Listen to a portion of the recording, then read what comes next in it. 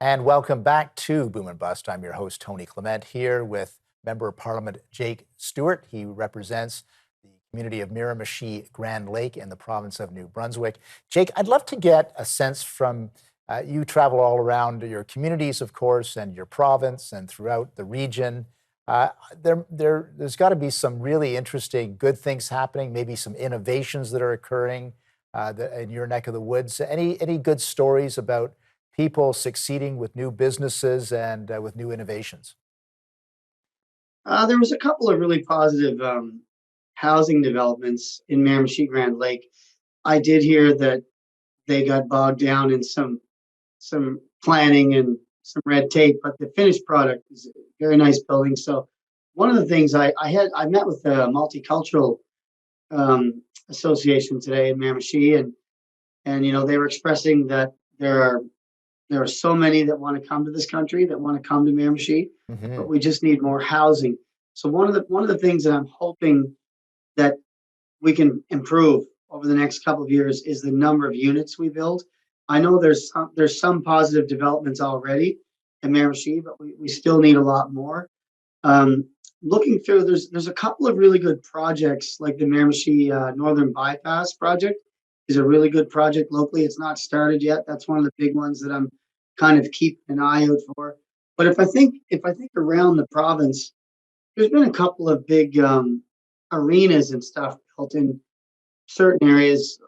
Hampton, Caracat. There's been a few places like that. I noticed that they're building like a few new hockey rinks and things like that. But no, to speak of, I'm mostly focused on projects that have kind of fell to the wayside, like the Energy East pipeline, Right. natural gas deposits in New Brunswick, that the ones that are untapped. We have so much potential in New Brunswick and Nova Scotia and all through Atlantic with that Bay to Nord project and off the offshore of Newfoundland. These are some of the projects that I'm really keeping an eye on. Yeah, I've been that's keeping an really eye on the interesting. Like the natural gas projects you talked about, people being connected to oil and coal. That would make a huge difference in your community to tap those projects, right? It would. I mean, you mentioned like innovative projects that are happening in the province, and lately I'm going to go on a little bit of a tour here in my new role, and I'll get back to you because I'm going to Yeah. hear about all the projects that maybe I haven't heard of yet. But I've been keeping track of the revenue generating and the energy and resource projects that we have, the opportunity we have in Atlantic Canada. We've got a great opportunity with Peat Moss. We've got the Energy East pipeline, which could have brought oil from Alberta to ports in St. John and Montreal, St. John, New Brunswick, and Montreal. We also have natural gas deposits. We have iron ore potential, tungsten. We have so much potential in Atlantic Canada, and we really need to start championing those ideas because we're watching as the situation unfolds in Russia.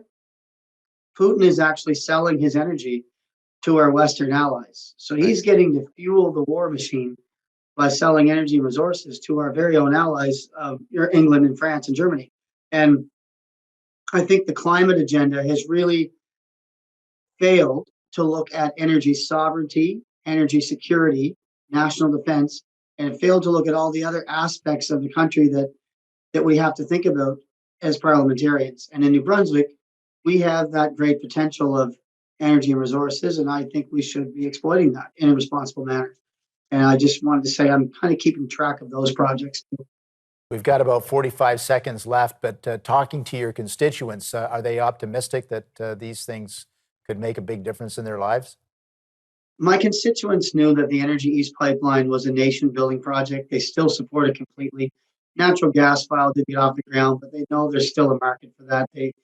They know it's still in, and they know we're still standing on top of it. So peat moss, we have a lot of potential in that. There's small developments, but we have such an abundance of it. My constituents are on board. They want to see economic development in Miramichi Grand Lake and New Brunswick.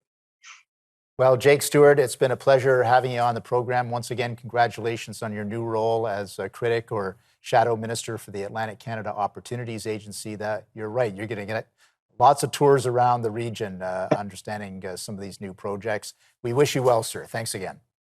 Thanks a lot, Tony.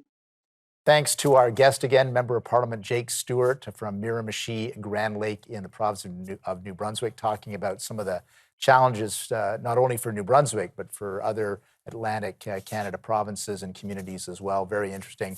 Thanks for joining us today. We'll see you next time.